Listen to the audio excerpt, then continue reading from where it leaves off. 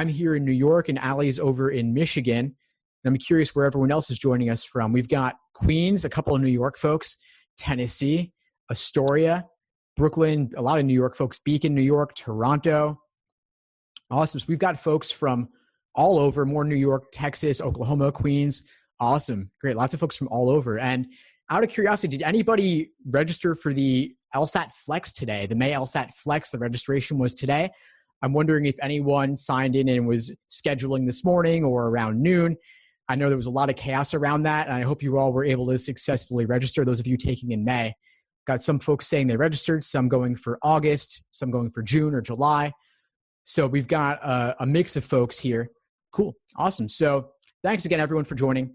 For those who don't know me, coming from Allie's End, my name is Steve Schwartz. I run the LSAT blog. I also host the LSAT Unplugged YouTube channel and podcast. I've been teaching the LSAT for about 15 years now, and I've never seen so many changes to the LSAT in such a short time. First, the digital LSAT rollout last year. Now the new LSAT-Flex, which I don't think anybody was expecting to have the LSAT online in such a short time. And we'll dive in more to that in just a moment. But first, I want to have Allie join us and share a little bit about herself and where she's from. Hey, Allie, how you doing? Yeah, hi. Hi, good to be here. Hi, everyone. Thank you so much for joining us tonight. Yeah, I think, Steve, the last time we spoke, we were like, oh, what's happening? Digital LSAT. And I don't think we could have obviously ever expected this craziness to happen. So it seems like things are just constantly changing. And, you know, one of the best characteristics a law student and a lawyer can have is to be adaptable and to adapt. So, you know, that's what we're having to deal with here. So again, welcome to everyone. I'm Allie Nash. I'm the Director of Law School Admission Counseling at Stratus Admissions. If you don't know about Stratus, we've been around since 2006.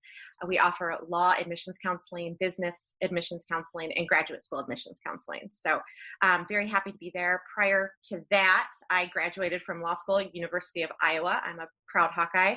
In 2002, so it's been a while. And from there, I went on to work at a big law firm in my home state of Michigan. Did some corporate real estate, small business kind of stuff, but loved being on the recruiting committee there. So I got to go to OCI and law schools and interview candidates and be a part of that whole summer associate kind of deal. And I fell in love with kind of the soft aspects. So when my personal life took me to Tucson, Arizona, the University of Arizona College of Law took a chance on a corporate attorney from Michigan and hired me as their assistant director of admissions. And then I worked my way up to director of admissions and financial aid, and eventually dean of admissions and financial aid. So I was there for several years. My personal life, once again, took me across the country, and I decided it would be wonderful to try to use those skills that I had acquired on the other side of the desk to help students who are looking to pursue their dream of law school. So that's what brought me to Stratus, and I'm super excited to be here and share some of the things that I've learned along the way. Awesome, Allie. Well, I'm glad to have this conversation with you where we could talk through some of all the recent changes related to how coronavirus is affecting the LSAT world with LSAT-Flex. And then, of course, on the law school admissions side, because there's tons of changes there I'd love to get your take on as well. So for everyone joining us tonight, what we're going to do is we're going to chat for a bit about the LSAT-Flex. Allie's going to ask me some questions around all the changes there. I'm going to ask her a bit about how coronavirus is affecting things on the law school admissions side. And then we'll open it up to a general Q&A and do our best to address all your questions as they come up. So, Allie, what are some of the questions you're getting from applicants around the LSAT-Flex, all the changes going on there?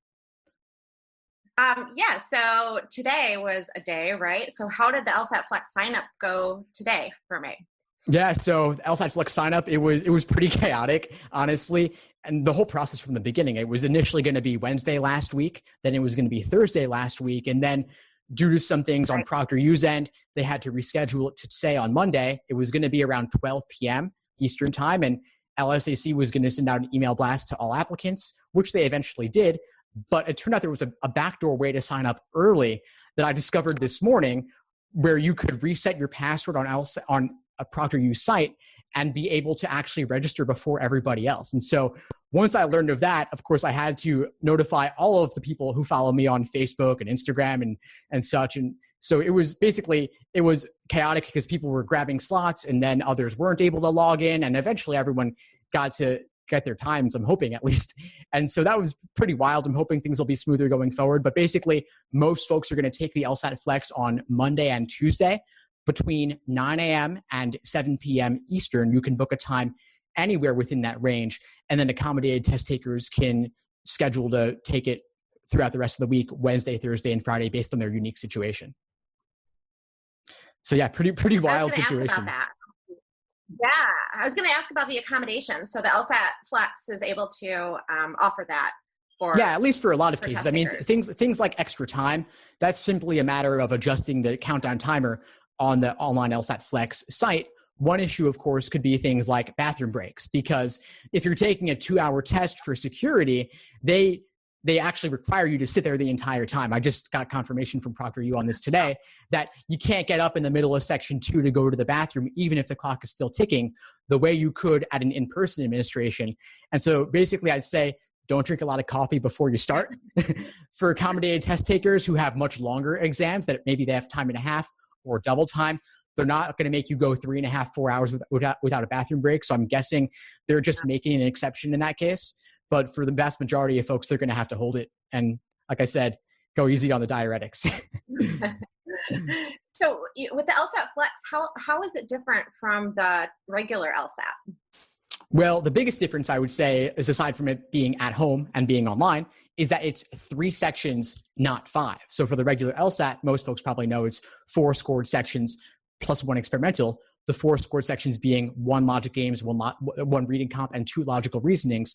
On the LSAT-Flex, they've removed 1 of the logical reasonings, and there's no experimental section, so it's only 3 sections back to back, 1 of each. And you're done. Oh, wow.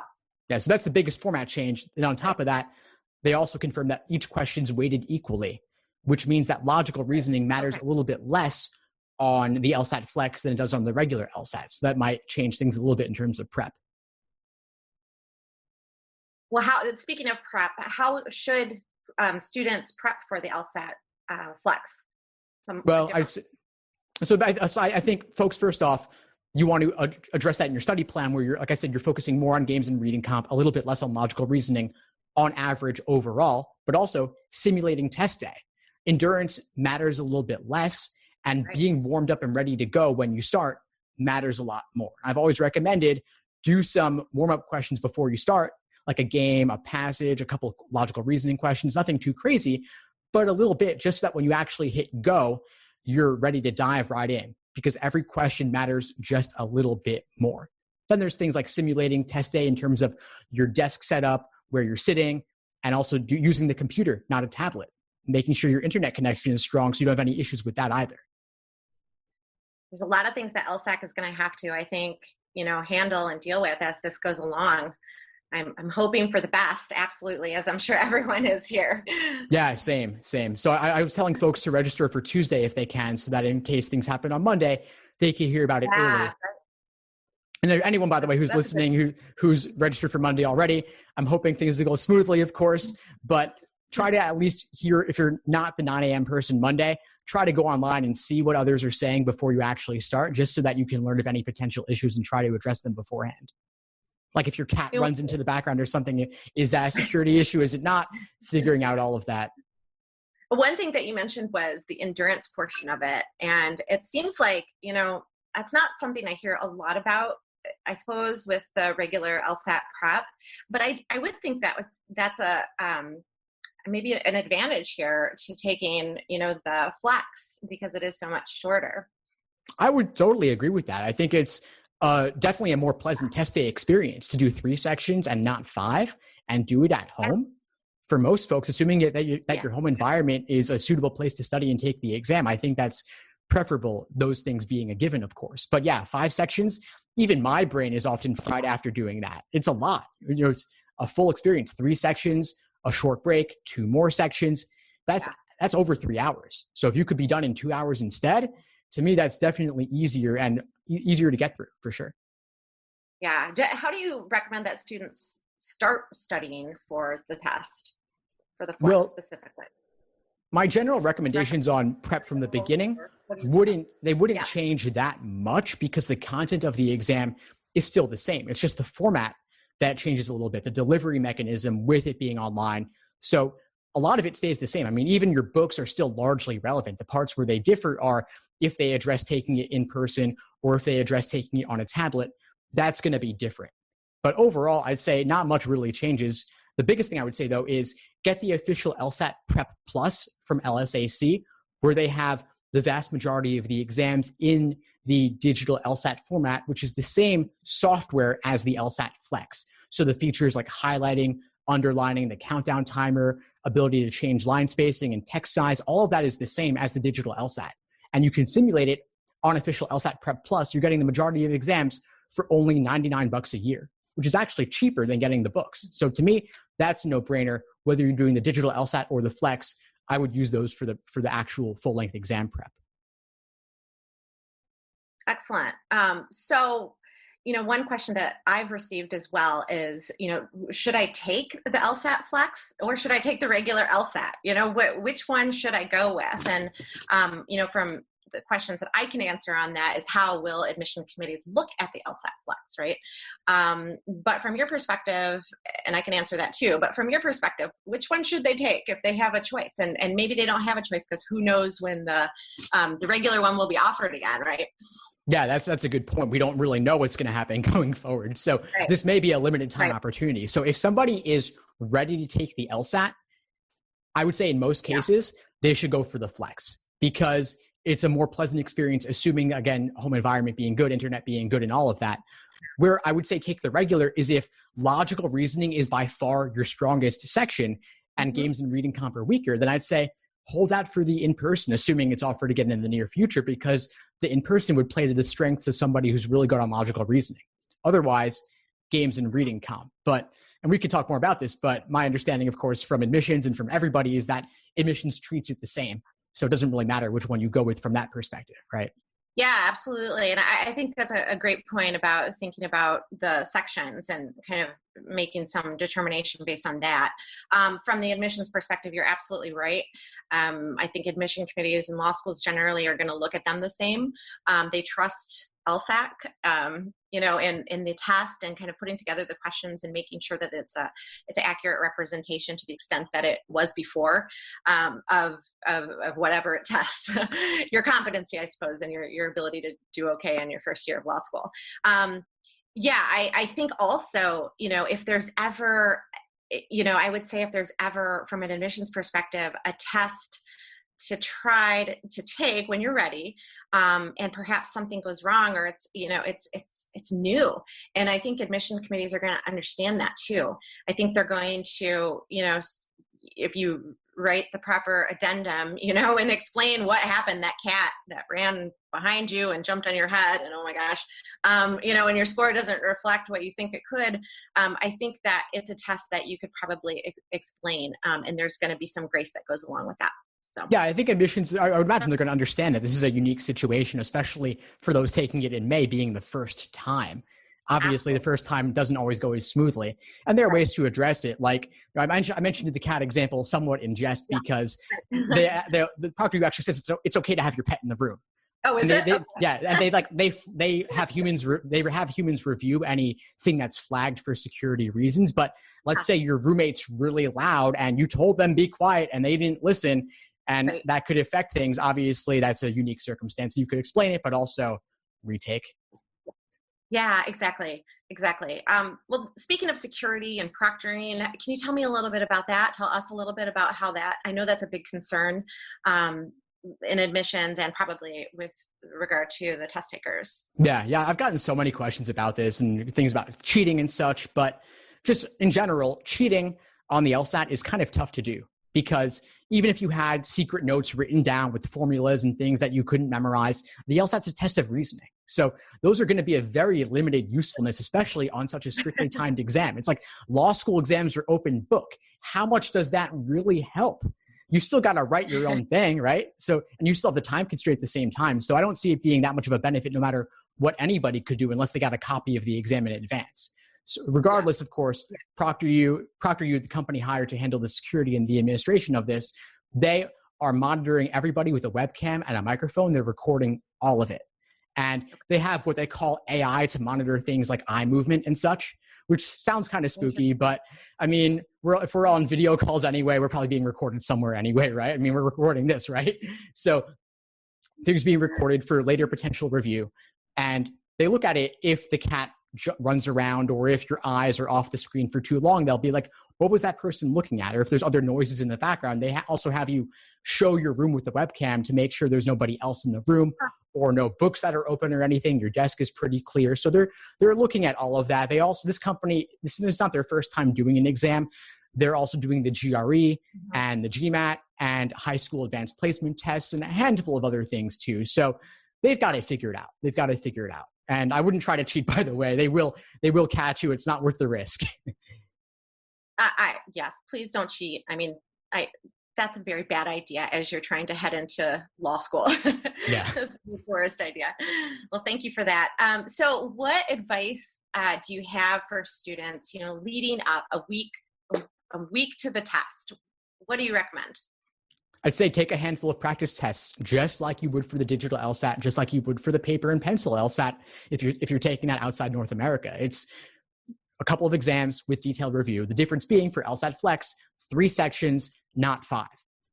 It's that simple. 3 sections, not 5, review them. Maybe you could do 2 exams in a week instead of 1 because it's not as taxing and you'll have more time to review the exams that you complete since there's less material on them. Longer term, if you're not sure which format you'll take, do some 3-section exams, do some 5-section exams just to get a mix and be ready for anything. But that's really it. And again, same home environment, same desk, same computer, same device. And then also run through your test day routine like bathroom, water, tea, coffee, breakfast, snacks, whatever you're doing. And by the way, take it at the same time of day. Previously, it was morning or afternoon. Now we've got a much wider range of times, 9 a.m. Eastern to 7 p.m. Eastern. You could start at any time depending on what you booked. So take your practice tests at the same time. And hopefully you were able to book a time that plays to your strengths. Some people are morning people, some people are not. And so if you got a time you want, congratulations, that works for you. Just do more exams at that exact same time of day. Well, that's great advice. That's great advice. So at this point, the signups are for May. We don't know going forward. Is that correct? Yeah, we have no idea what's going to happen going forward, except my understanding at least is that there's no way the June LSAT could go forward in person. It's scheduled for June 8th, which is feeling pretty soon right now, given where we're at with the pandemic. And Virginia, for example, has a stay-at-home order till June 10th. So assuming they don't roll that back and open everything up sooner, I don't see how folks in Virginia could take it in person. I'm expecting other states will also extend the stay-at-home orders most likely. At least a lot of them will. So I expect that will be canceled and rescheduled as an LSAT-Flex sometime in the following month. July, maybe a bit more likely. August, maybe even more likely. But nobody really knows. We'll see what happens as things go forward. And LSAC takes a while to decide on these things. They took a while to decide and cancel the April LSAT, even though it was kind of apparent to most other people it couldn't possibly go forward. They were really hopeful, I guess, and they didn't want to have to roll out the Flex so quickly. But we'll see. I expect that they will also announce a deadline by which they will decide on June fairly soon. And we'll see. But June, folks, I would say prepare for Flex. See what happens. July is up in the air. And if you want to do Flex, by the way, I'd say register for June because that is highly likely to be canceled and rescheduled as a Flex. So that may be, if you couldn't do May, that may be your only opportunity to do Flex if you want to do it.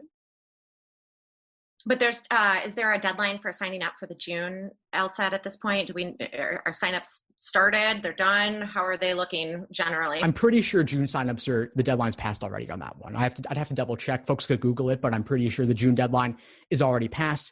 The deadline for July is May 28th. So if you want to do July, you still got a while to decide on that one, but June I think is passed already. I was just thinking of the timing for the results of the May LSAT. So that's coming in beginning of June. Is that right? The results So June 5th for the May LSAT Flex. Everyone's getting decisions on this at the same time, whether they're taking it Monday or Tuesday of that week or any other day. June 5th is the proposed date. LSAC has not committed 100% to that date, but they're very hopeful it'll be on that date. Excellent. Thank you so much for answering the questions that I had. Of course. Very valuable. Of course. Thanks for discussing those with me. So I'd love to ask you some questions on the admission side of things. I'm wondering, first of all, I mean, the admission situation it seems like there's folks who are winning, folks who are losing, but it's all kind of up in the air with pros and cons. So I'm wondering, is it going to be more competitive, less competitive? How should applicants be viewing this in terms of how it affects their admissions prospects specifically? Yeah, it's a great question. And, I think that I was actually wondering, those who are on the call tonight, where are you in the cycle? I wonder how, because to me, we're separated right now into two discussions. One, those who are in the fall 2020 cycle, so they're planning to attend this coming up fall, and 2021 and beyond. And so I think there are different considerations for both of those folks. So if anyone out there wouldn't mind jotting down in the chat, where you're at, if you're fall 2020, fall 2021, maybe you're beyond, maybe it's very early for you. That'd be great. I'm very curious about that. Generally speaking, I think I'll start with the fall 2020 here. Schools right now are really facing some challenges. And if you're reading up on, higher education news, which I don't know, or maybe it's just mainstream news at this point, but, schools are really hurting, and especially the big universities. I mean, millions of dollars at this point. I think U of M reported like $1 billion that they're losing. So and that really trickles down to the law school level. And so what law schools are thinking right now for fall 2020, which I see a lot of you are in that boat here, is how are we going to get bodies in the seat? What's going to happen here? And I think their fears are real. And I think they should be, nervous about that, because what's happening is the folks that have planned on going in fall 2020, they might now be considering deferring for a number of reasons. Maybe the prospect of online school is just not attractive to them. Maybe for personal considerations, family, health, financial. There's a number of reasons that this might not be the right time for them to go in the fall. So schools are going to feel the effect of that. International students might not be able to get their visas at this point to attend. I know that's going to affect primarily, the LLM programs and beyond, but for JD students as well, that's going to be a real issue. So, schools are not going to see those students, and folks who maybe aren't going to apply or going to reapply next year. So there are a number of factors that they're really trying to, an online school on top of that. Their schools right now are planning a plan A, plan B, plan C, plan D, plan Z, plan D, and on, because they don't know. Maybe it's going to be a hybrid. Maybe we're going to social distance in the classroom. Maybe we're going to take temperatures before we go. Who knows? I honestly don't. And I have really kind of gone back and forth on my thoughts on whether it was going to be, I'm just one person, but whether or not it's going to be an online situation, what are the chances? And I'm kind of 50-50 on it at this point. And maybe 51-49, I'm not sure. But, I think it's a fair guess that this is going to, we're going to have to move to an online semester in the fall. So schools are considering that. So, what does that mean to this fall 2020 applicant pool? A benefit, I think, is in the waitlist candidates. So those who have applied and are on waitlist at schools, I think that schools are going to move to their waitlist. I think it's going to take longer. I think everything's taking longer. There are still students who haven't heard, from schools who applied way back in February, January. They're still waiting on decisions. So everything's kind of pushed back and delayed. So my advice to those who are on waitlist at this point would be to hang tight. Hold on. If that's your dream school, and if it's a top school and you can wait the last possible date, be patient.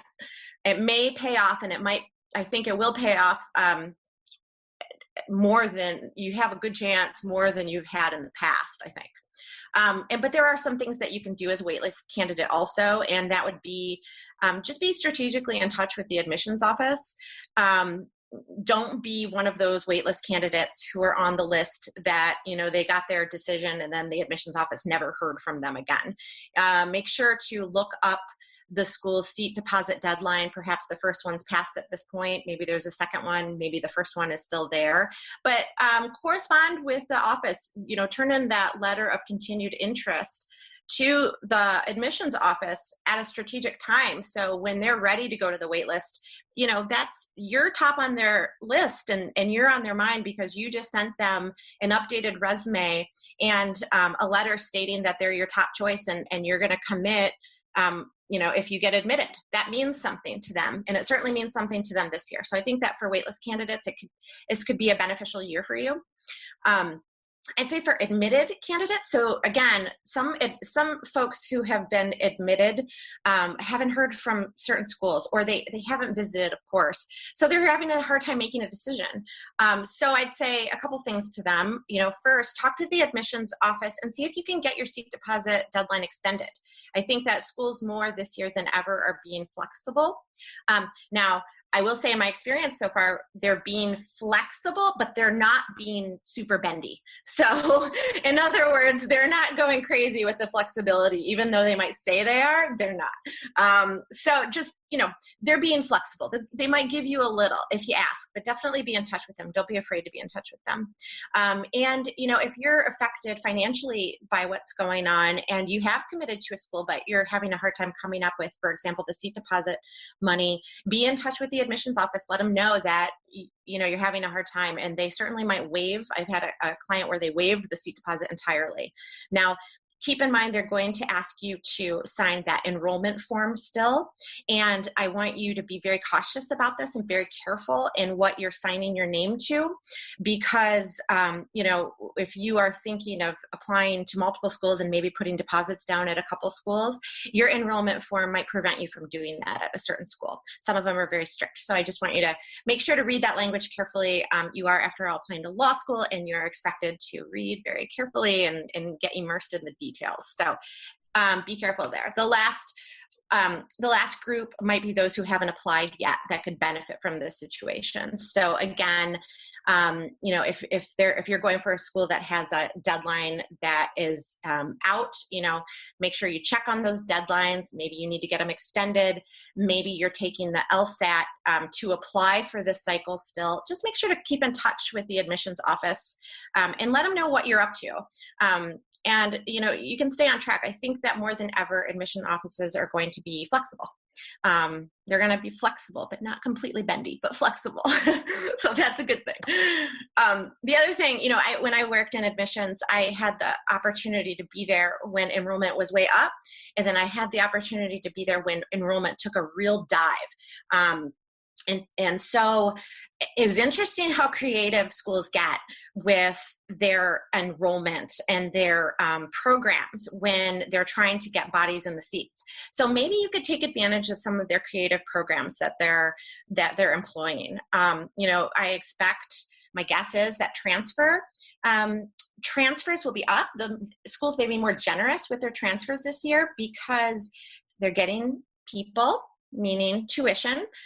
They're not having to count for, ranking purposes or reporting purposes, maybe the lower than median LSATs or that kind of criteria.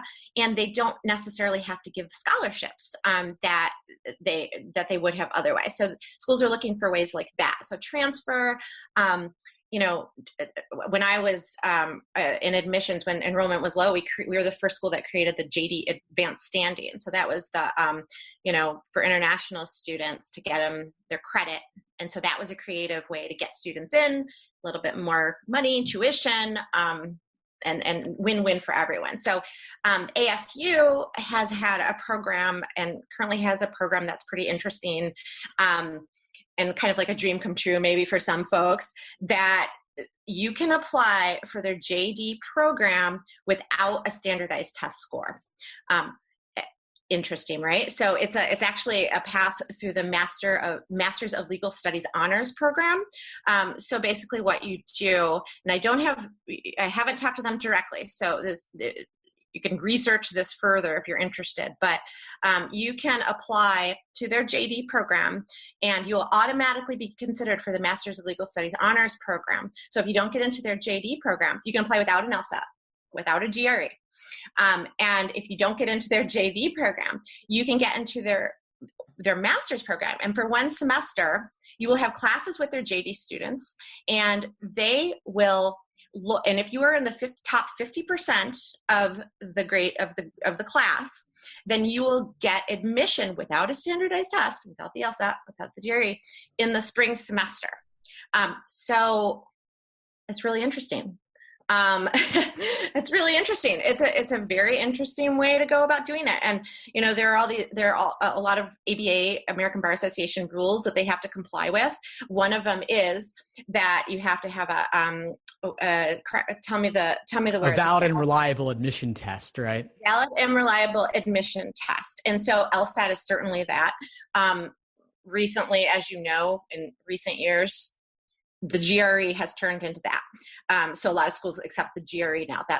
Hasn't been challenged by the ABA. So this is another way. This is another, ASU says, their argument is, what better test than one semester of law school with law students to prove that you have the competency to be a JD student.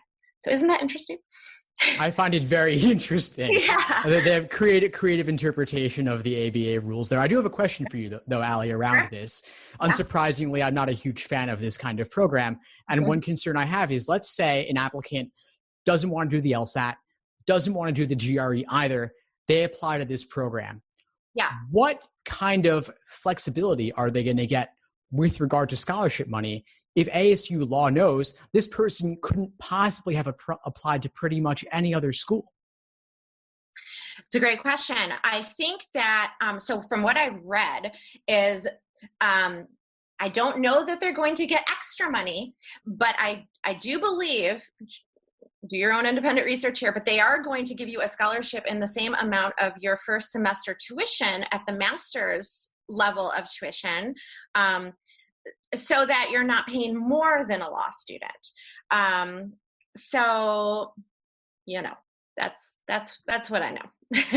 Well, I'm glad you raised it. How you think of it, not exactly a merit-based scholarship, but they are making it even. Yeah.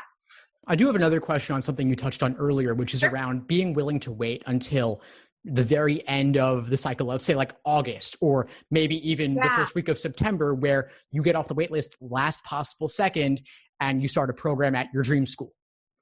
You're suggesting, what I gathered is that you're suggesting that applicants may want to still put down, seat deposit deadlines are now-ish, right? They're varying and they're extending them.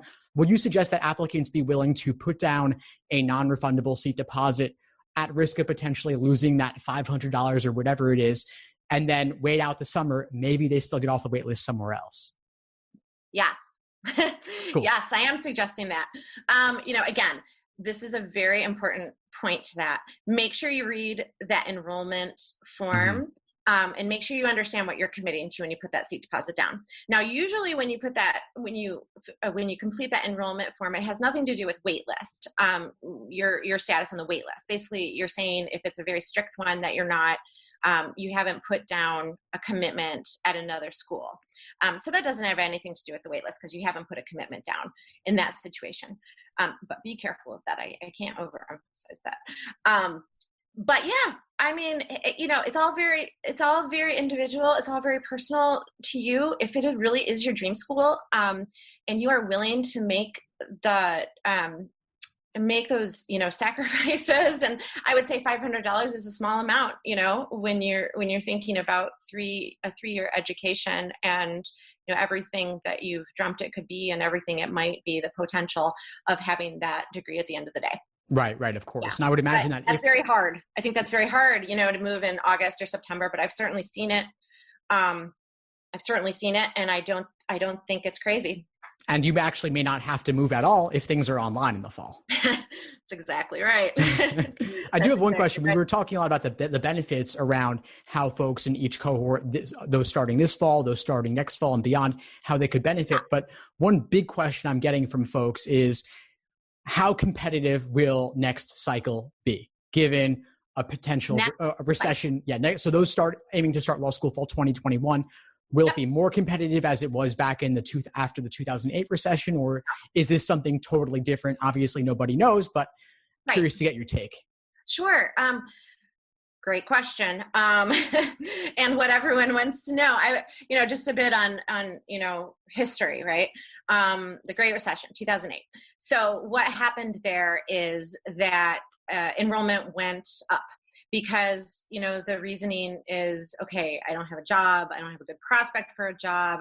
Law school, I'm going to ride this out. We're going to see what happens. And I'm going to go to school for 3 years. And, that worked out. And so I would say that that's not a bad plan. If I'm giving advice without answering your question yet, I would say that that's not a bad plan and this is a big if law school is your passion. I would definitely recommend not going forward with that plan if you're like, oh, shoot, I lost my job. What am I going to do? Hey, you don't need any kind of special undergrad degree for law school. Why not? Don't do that. And I tell you that we've seen that, and I would say that it's very transparent. It's very hard to cover up that kind of theme or story in an application. So I would definitely not recommend that. But I would say that it's a perfectly good time if law school's been on your mind and it's your passion.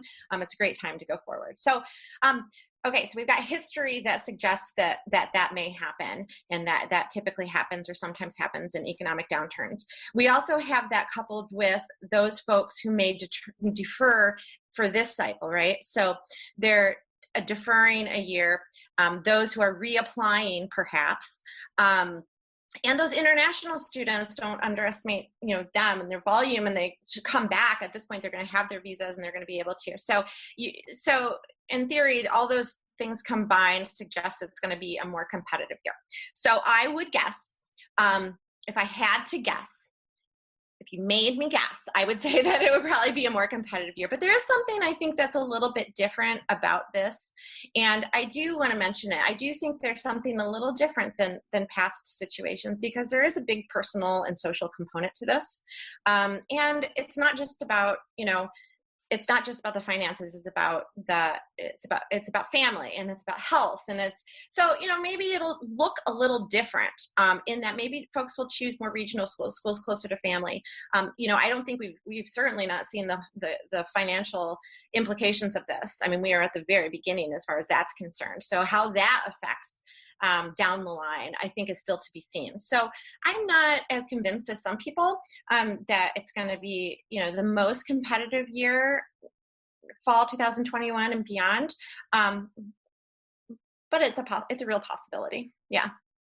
And how do you think about the benefits and drawbacks of starting law school online this fall versus waiting? I mean, 1L being such an important time, and social aspects being such an important aspect of it as well, and folks going online, they're missing out on a lot of that, right? But they're still paying the same price, presumably, unless they can get more tuition scholarships. So how does that play into the decision around whether to go this fall or to wait?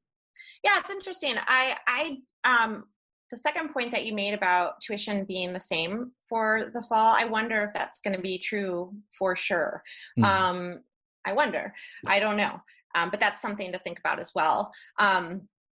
It is, having gone through it myself, and it is a very special time to be part of that 1L experience. And it's where you get your group, you socialize, you acquaint yourself with the library and the books and the hard work and the grueling professors, and you really commiserate with your people.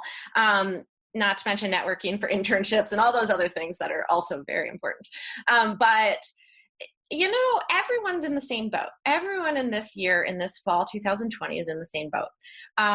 And I've heard it said before, and I completely agree with it, that I have great confidence in this group who's grown up with technology, unlike we've ever seen any group before, could make those connections virtually. I have confidence in the schools as well. I do.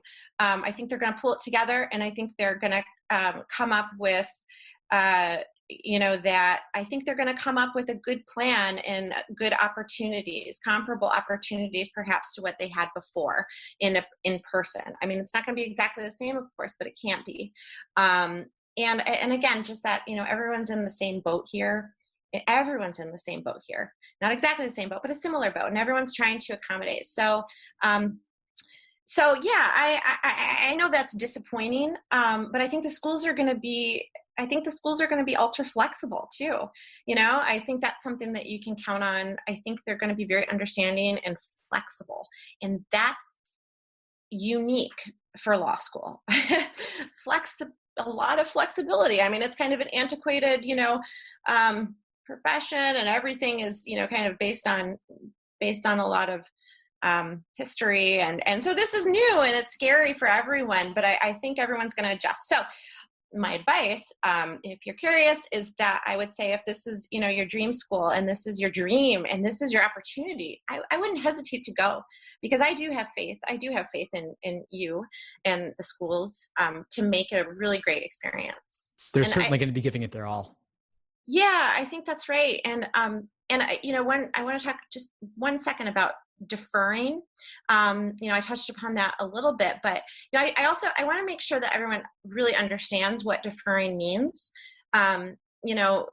Schools have to approve your deferment request, and that means it's not an opportunity to go off for a year, retake the LSAT, and apply other places. That means you're really committing to that same school for the next year. So with or without scholarship, depending on the terms. So I just want to, it's something to not go into lightly, I think. And the same with reapplying.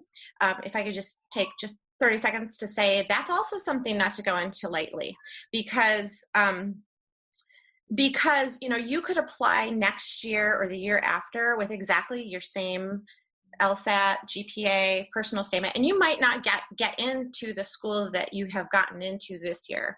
It's a new set of applicants. It's a new cycle. It's a new year. Maybe it's going to be more competitive next year, So I would just be very thoughtful about doing either of those things, thoughtful about the whole process. Well, thank you for that. I'm also wondering, with regard to schools' flexibility and everyone being in the same boat, how are they we touched on this briefly about the LSAT-Flex. So if anything else you could share on that, as well as the spring 2020 transcripts, given school moving online and being pass-fail, are they being understanding, or are they looking at anything a little bit more closely, or are they just giving everyone a pass?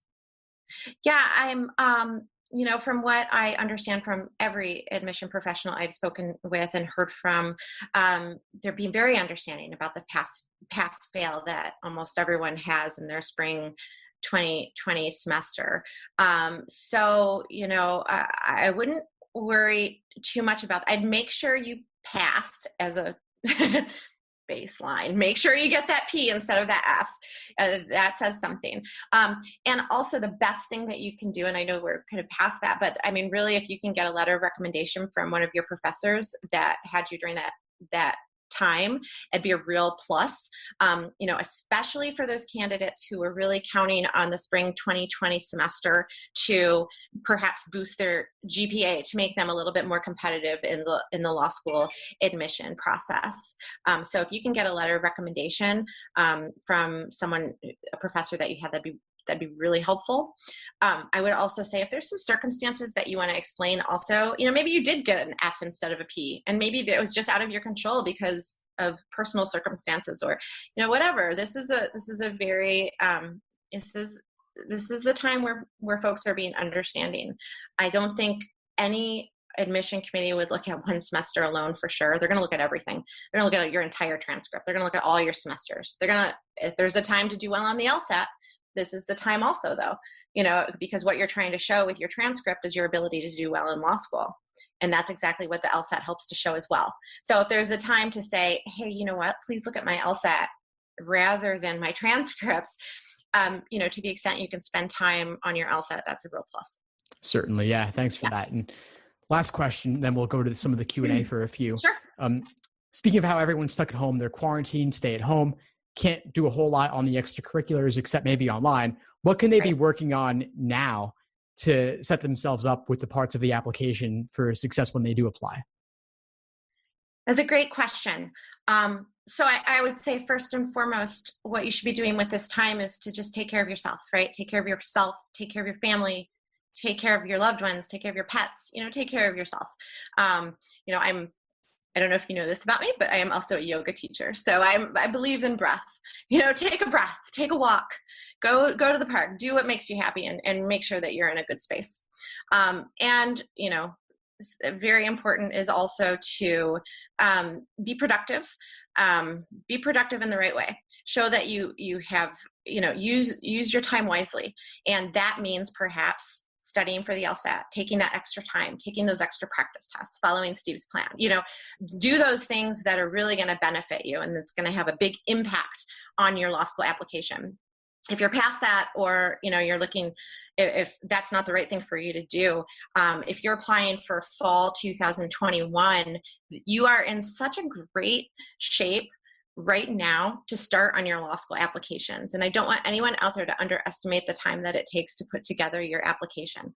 You know, your application theme, your essays, that's not just sitting down and drafting out a quick personal statement and diversity statement. I mean, and especially in a competitive cycle, but any year, and even if you have the best numbers, you really want to spend time and going through that.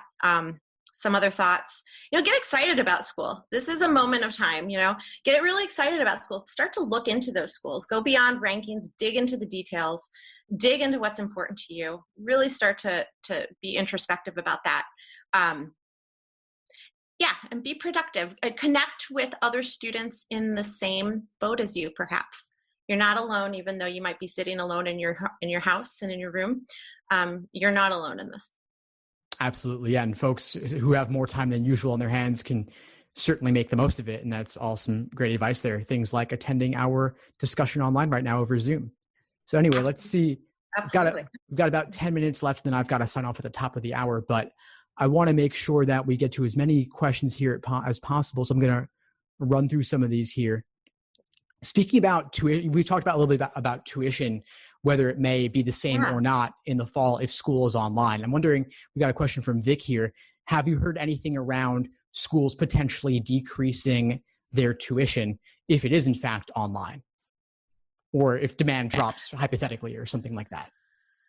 I have not heard, I don't think it's off the table. I have not heard specifically that might happen. I will say in the past, schools, again, with some of their creative thinking about, about how to get folks in, have employed reduced tuition. Not that long ago, they've done this. So I don't know the answer to your question. I don't know if I expect it or not, but it's certainly a possibility. And I think as schools start to consider, okay, my gosh, what are we going to do? That's going to be on their list, because I think that money, scholarship, that's one of the most important things that you all should be thinking about. Yeah, definitely. Total cost. I would say total cost, not just scholarship, not just tuition, total cost of what it's going to take to get to the school that you're looking at. Right. Well, that's a good point. There's all the living costs and books and such. Yeah, it's not just the tuition itself. Yeah. So we got a question here from Emily asking about a story that UCLA admissions, some offers of admission at UCLA law were apparently revoked due to the way in which students may have negotiated. Have you heard anything about that specific case? Yeah, well, I don't know a lot about it, but I have heard that. Interesting. I was actually surprised by that, because we have had some clients who've successfully negotiated scholarships there this cycle. So I don't think that's a rule. So I'm also very curious about that, and I'm also curious about what more there is to that story. I don't know anything about that besides probably what you know. So I when I go back, I rewind my life back to my admission days, and I recall hundreds of scholarship negotiations, and it's all about how you ask sometimes, and it's all about the evidence that you provide to the schools as to how you're attempting to get additional funds. Some schools are just absolute, right? I think maybe Boston College comes to mind, but I don't know for sure. But they're, this is your scholarship award. We're not giving you any more. Please don't ask. That's fine. but for other schools, there often is an open door, and it's very important to ask in the right way, in a good way, in a respectful way, and providing proper evidence, which might be scholarship offers from other schools that are in a similar position. Exactly. And providing evidence, as you said, things like expected cost of attendance based on cost of living in that area of the country, for example, relative to another offer. But not the time to play hardball. And you're not a lawyer yet, and these are human beings. That, and you're dealing with, you have to remember that most admission committee the admission dean and most of the people that you're working with are attorneys. So I mean, they respect the evidence that you're putting forward and your attempts, but you do have to be respectful of them and understand, your position as opposed to theirs. Correct. And some of them are also yoga teachers. Absolutely. They're real people. They're real people. Yes. We got a question. We got a question from Aya here asking about schools taking the results of the June or July LSAT for finishing up this cycle, extending deadlines farther and farther. And I've heard them extend deadlines already for the May LSAT-Flex. A lot of them, my understanding is that it'll vary school by school depending on their situation. Do you have anything more to add on that? I don't have much more. I'm looking at the question right now. I think you're absolutely right, Steve. I think it's school by school. I think communication with the admissions office is key. I definitely think, don't be afraid to be in touch with them and just let them know your situation and ask questions directly to them. Right, exactly. Yeah. And then back to the negotiation question, conditional scholarships that require certain GPA or standing in the class, how could one negotiate specifically to get those conditions removed, or is it really the same as anything else? Yeah, I think that's probably a similar conversation that you have with them.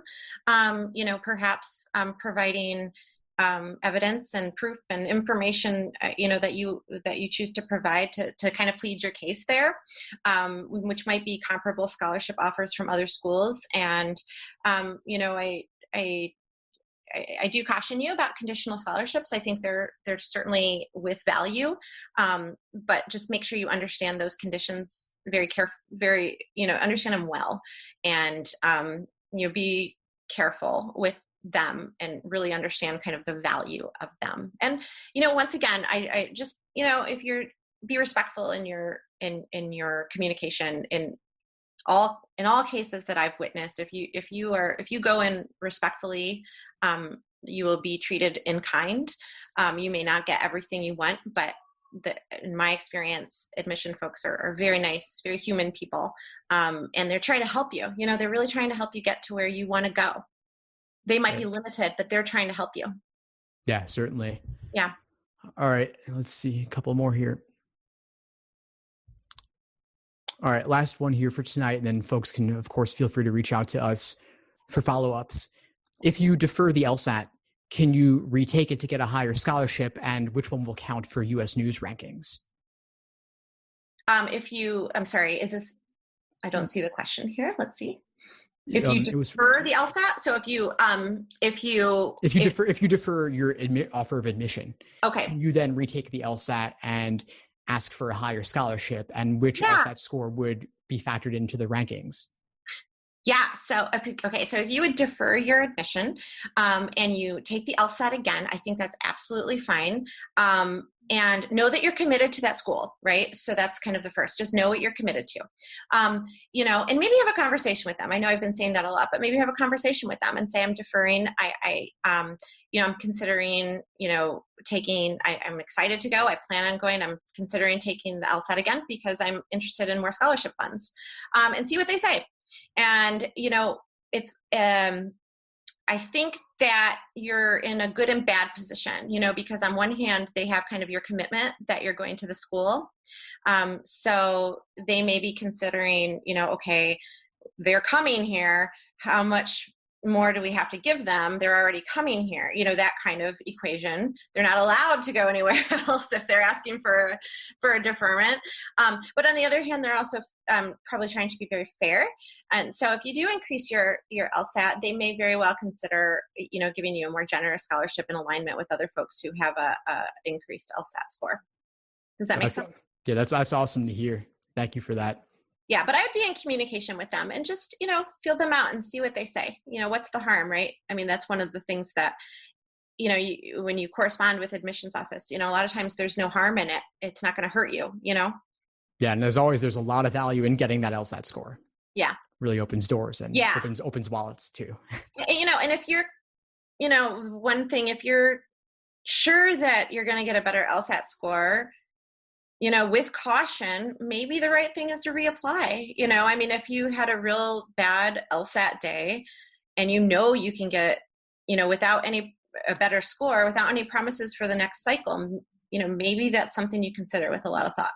Yeah.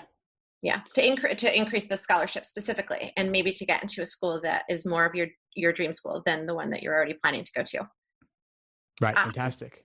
Yeah. Well, we're about up for tonight, but this has been a lot of fun. Ali, thank you so much for this great conversation and all the great advice that you shared with the audience. And thanks for all the great questions, everyone. Ali, do you want to share the best way for folks to get in touch with you to find out more about working with you or for follow-ups? Absolutely. So we are at www.stratusadmissionscounseling.com. And that's our website. You can go there to schedule a free 30-minute consult with us. We'd be very happy to answer more questions for you there. I can be reached directly at ali.nash@stratusadmissions.com, or you can email, of course, info@stratusadmissions.com. And folks can find me, Steve Schwartz, of course, at the LSAT blog, as well as the LSAT Unplugged YouTube channel and podcast, Facebook group, Instagram, all that good stuff. I'm out there putting out information constantly about the LSAT-Flex changes as well as everything else. And I actually put together a playlist specifically on the YouTube channel at bit.ly/LSAT-Flex, where folks can find out more about all the recent changes. I'm constantly adding more to it. I'll be in touch with everyone over email as well. So thanks for coming, everyone, for all the great questions. Thank you, Ali. Have a good night. Thank you all so much. Bye, everyone. Such a pleasure. Thank you, Steve. Thanks for tuning into the show. Please subscribe if you haven't done so already to be notified of new episodes as I release them. And feel free to reach out if you need anything at all as you move forward with your prep. I'm happy to help however I can. In the meantime, I'll wish you all the best and take care.